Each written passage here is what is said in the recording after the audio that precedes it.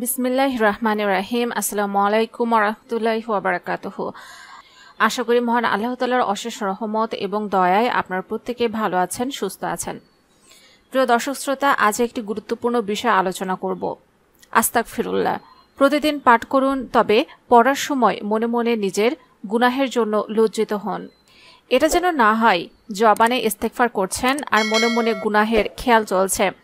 হযরত রাবেয়া বসরি বলেন, আমরা এমন ধরনের ইস্তেগফার করি যে সেটার উপর ইস্তেগফার করার প্রয়োজন হয়, অর্থাৎ মুখে ইস্তেগফার বা ক্ষমা প্রার্থনা করছি গুনাহ থেকে, কিন্তু মনে মনে গুনাহের খেয়াল করছি, আর এ ধরনের ইস্তেগফারের জন্য ক্ষমা চাওয়ার প্রয়োজন হয়।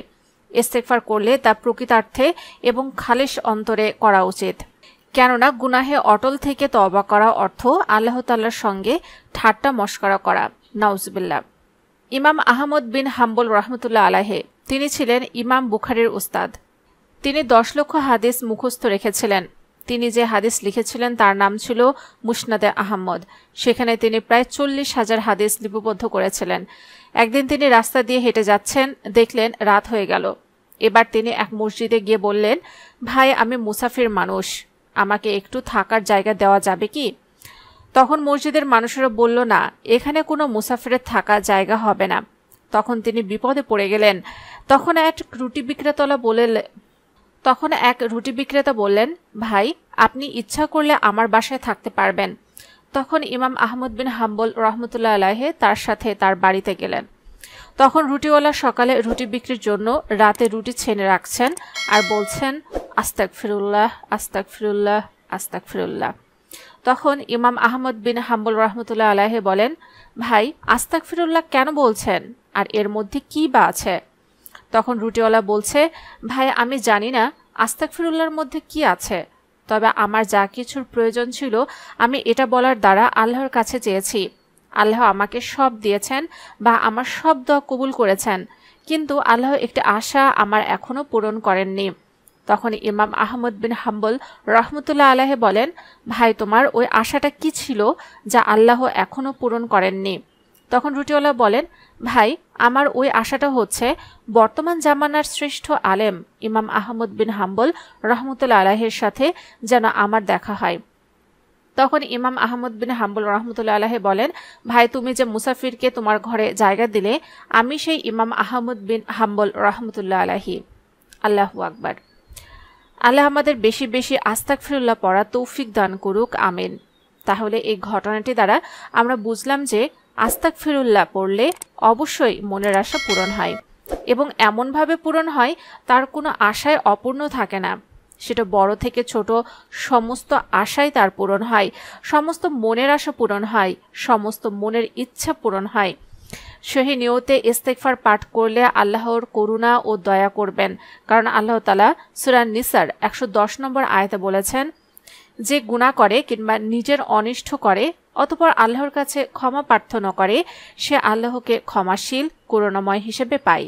সূত্র সূরা নিসা আয়াত নম্বর 110। হযরত আবু হুরায়রা রাদিয়াল্লাহু আনহু থেকে বর্ণিত, তিনি বলেন, রাসূল কারীম সাল্লাল্লাহু আলাইহি ওয়াসাল্লাম ইরশাদ করেছেন, মুমিন ব্যক্তি যখন কোনো গুনাহ করে তখন তার অন্তরে একটি কালো দাগ পড়ে। তারপর সে যদি ফিরে আসে, গুনাহের ইচ্ছাকে মন থেকে বের করে দেয় এবং ইস্তেগফার করে, তাহলে তার অন্তর পরিচ্ছন্ন করে দেওয়া হয়। যদি আবার গুনাহ করে তাহলে এটি বাড়তে থাকে। অবশেষে গুনাহগুলোর কারণে তার অন্তর কালিমায় আচ্ছাদিত হয়ে যায়। বস্তুত এটি আলোচনা করে পবিত্র কোরআনে ইরশাদ হয়েছে, কখনো না, বরং তারা যা করে তাই তাদের হৃদয় মূর্ছা ধরিয়ে দিয়েছে।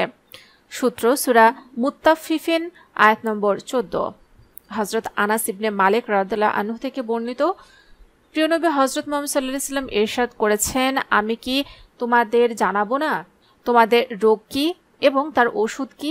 তোমাদের রোগ হলো গুনাহ, আর ওষুধ হলো ইস্তেগফার বা ক্ষমা প্রার্থনা করা। তাই প্রিয় বন্ধুরা, আমরা বুঝলাম যে আস্তাগফিরুল্লাহ দ্বারা আল্লাহর ক্ষমা করুণা পাওয়া যায়, এর দ্বারা আযাব থেকে বাঁচা যায়, এর দ্বারা অন্তর পরিষ্কার পরিচ্ছন্ন হয়, এর দ্বারা মর্যাদা বহুগুণে বৃদ্ধি পায়, মনের আশা পূরণ হয়, মনের ইচ্ছে পূরণ হয়। আল্লাহ আমাদের সবসময় আস্তাগফিরুল্লাহ পড়ার তৌফিক দান করুক। কারণ মুসনাদে আহমদে বর্ণিত রয়েছে, রাসূল কারীম সাল্লাল্লাহু আলাইহি ওয়াসাল্লাম নামাজ শেষে 3 বার আস্তাগফিরুল্লাহ বলতেন। এবং প্রিয় নবী হযরত মুহাম্মদ সাল্লাল্লাহু আলাইহি ওয়াসাল্লাম নিষ্পাপ হওয়া সত্ত্বেও প্রতিদিন 70 থেকে 100 বার তওবা ও ইস্তেগফার করতেন। সুতরাং আমরা প্রতিদিন যে কোনো সময় 70 থেকে 100 বার আস্তাগফিরুল্লাহ পড়ব। অর্থাৎ আমরা প্রত্যেক ফরজ নামাজের সালাম ফিরানোর পর 3 বার করে আস্তাগফিরুল্লাহ পড়লে 5 ওয়াক্ত নামাজে হবে 15 বার এবং 5 ওয়াক্ত নামাজ শেষ করে ওযু সহকারে প্রতি ওয়াক্তে 11 বার করে পড়লে হয় 55 বার। আগের ছিল 15, এখন 55 বার, মোট 70 বার। অর্থাৎ এই পদ্ধতি অবলম্বন করলে আমরা কোনো কষ্ট ব্যতি রেখেই সহজভাবে প্রতিদিন 70 বার ইস্তেগফার পড়া হয়ে যাবে, যাতে করে আমাদের 2টি করে উপকার হবে। প্রথমত, প্রতিদিন 70 বার পড়ার কারণে নবী করিম সাল্লাল্লাহু আলাইহি ওয়াসাল্লামের সুন্নত মানা হয়ে যাবে। তবে কারো হাতে সময় থাকলে প্রতিদিন যে কোনো সময় ওযু সহকারে 100 বারও পড়তে পারেন এবং প্রত্যেক নামাজ শেষে 3 বার আস্তাগফিরুল্লাহ পড়বেন।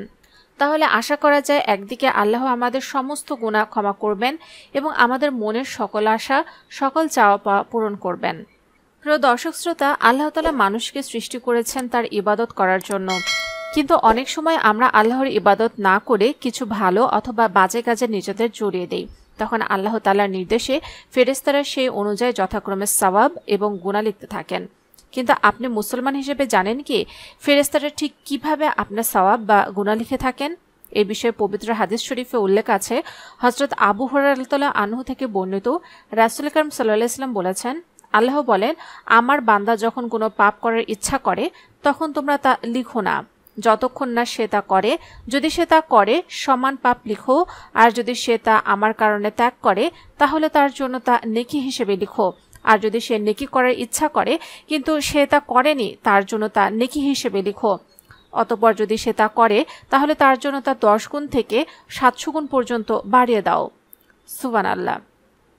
তাহলে ভাবুন বন্ধুরা, আমরা যদি গুনাহ করার ইচ্ছা করি, আল্লাহ তাআলা বলেন ওই বান্দার গুনাহ লিখো না যতক্ষণ না সে সেই গুনাহটা না করে। আর যদি আমরা সেই পাপকে আল্লাহর জন্য ত্যাগ করি তাহলে আল্লাহ রাব্বুল আলামিন বলেন সেই পাপের থেকেও 10 গুণ থেকে 700 গুণ পর্যন্ত বাড়িয়ে নেকি লিখে দাও। সবাই আবারও বলি সুবহানাল্লাহ। তাই বন্ধুরা, আজকের ভিডিওটিতে আলোচনা করব একটি ছোট্ট দোয়া, যে দোয়াটি পড়লে 70 জন ফেরেশতা আপনার জন্য 1000 দিন পর্যন্ত আপনার আমলনামায় শুধু নেকি লিখতে থাকবেন। চলুন সেই হাদিসটা আমরা জেনে নেই। হযরত ইবনে আব্বাস রাদিয়াল্লাহু আনহু থেকে বর্ণিত, তিনি বলেন, নিশ্চয় রাসূল কারীম সাল্লাল্লাহু আলাইহি ওয়াসাল্লাম বলেছেন, যে ব্যক্তি এই দোয়াটি একবার পাঠ করবে 70 জন ফেরেশতা 1000 দিন পর্যন্ত তার জন্য সওয়াব লিখতে লিখতে ক্লান্ত হয়ে যাবে। তাহলে ভাবুন, এই ছোট্ট দোয়াটি আমরা সবাই দিনে কমপক্ষে একবার করে হলেও এই দোয়াটি পড়ব। তো চলুন সেই দোয়াটি কি তা আমরা জেনে নেই। দোয়াটি হলো, জাযাল্লাহু আন্না মুহাম্মাদান মা হুয়া আহলুহু, অর্থাৎ হে আল্লাহ, আপনি মুহাম্মদ এবং তার পরিবারকে কল্যাণ দান করুন। প্রিয় দর্শক শ্রোতা, যারা ভিডিওটি শেষ পর্যন্ত দেখেছেন তারা অবশ্যই কমেন্টসে আমিন লিখে যাবেন। প্রিয় দর্শক শ্রোতা, জানার স্বার্থে, দাওয়াতি কাজের স্বার্থে অবশ্যই ভিডিওটি শেয়ার করে দিবেন। হতে পারে আপনার একটা শেয়ারে বহু মানুষ উপকৃত হবে ইনশাল্লাহ। যারা এখন আমাদের চ্যানেলকে সাবস্ক্রাইব করেননি অবশ্যই আমাদের চ্যানেলকে সাবস্ক্রাইব করে রাখুন এবং পাশে থাকা বেল আইকনে ক্লিক করে রাখুন। এতে করে আমাদের নতুন নতুন ভিডিও আপনারা পেয়ে যাবেন সবার আগে।